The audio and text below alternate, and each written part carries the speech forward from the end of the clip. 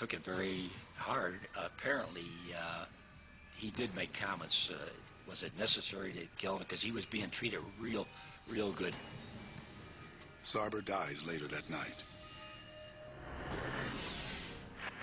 Auburn, Indiana.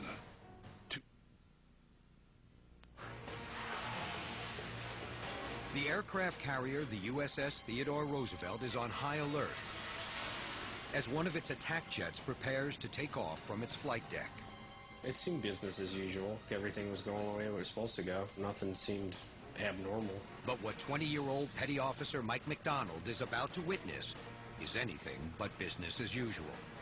It will forever change Navy operating procedures on board an aircraft carrier. Just seconds before takeoff, McDonald's best friend, 20-year-old Petty Officer J.D. Bridges, makes a disastrous mistake and gets sucked into the jet engine.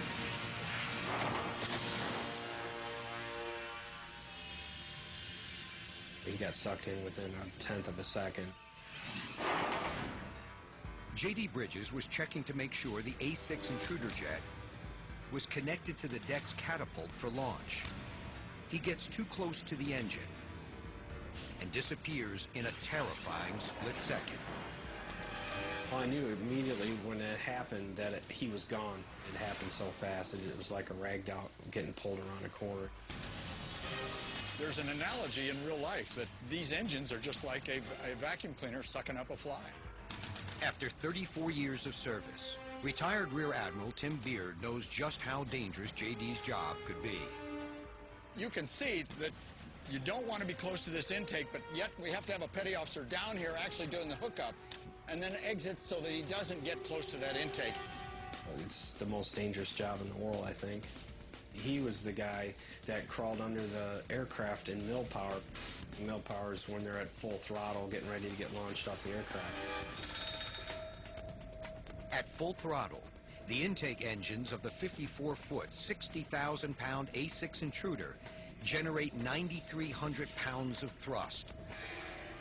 That's twice as strong as the most powerful tornado.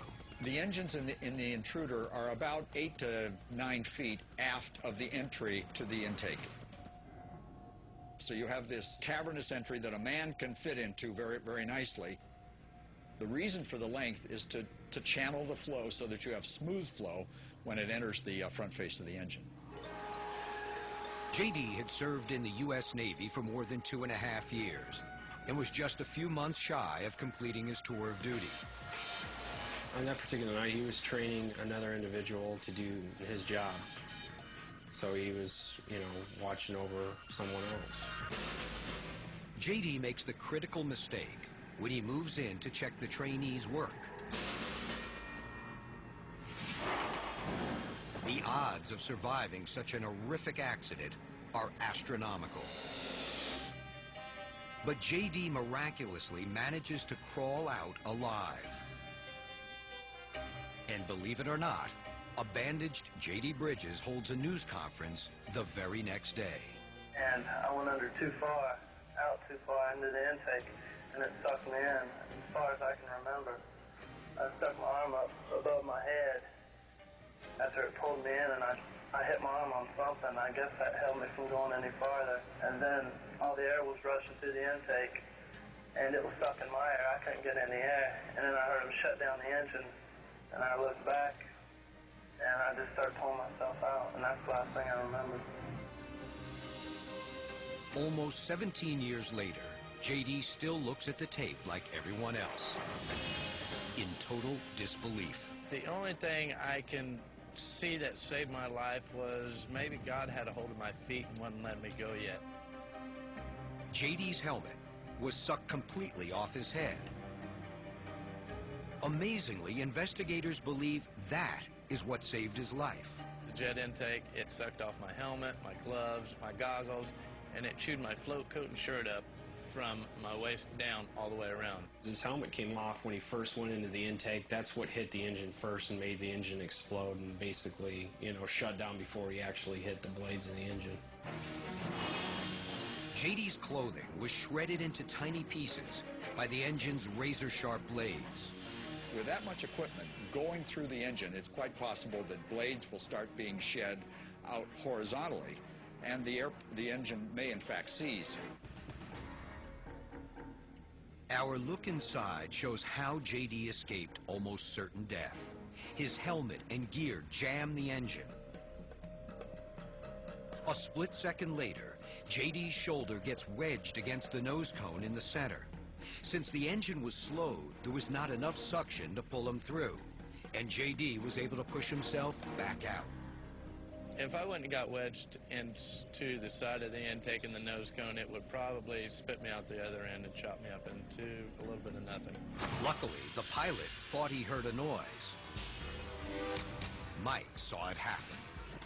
But nobody else on deck even realized J.D. was gone.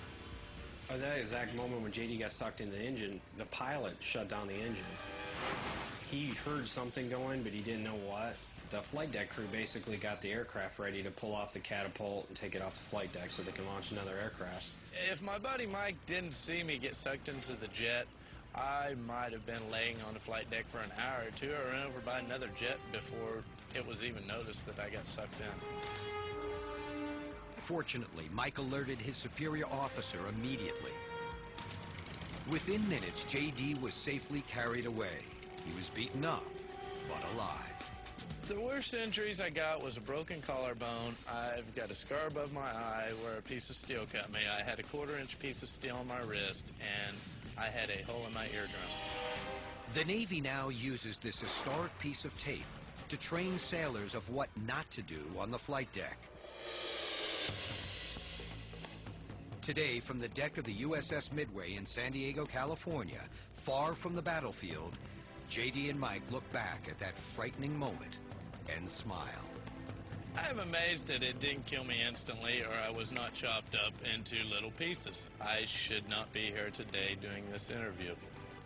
You can't really describe that feeling, watching him actually go through something like that and thinking they were gone or dead, and for them to be perfectly okay or to walk away from that type of accident is just, it's incredible.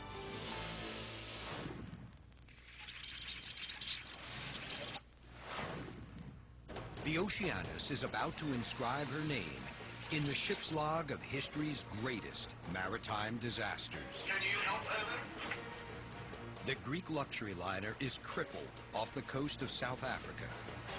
She is taking on water and sinking fast.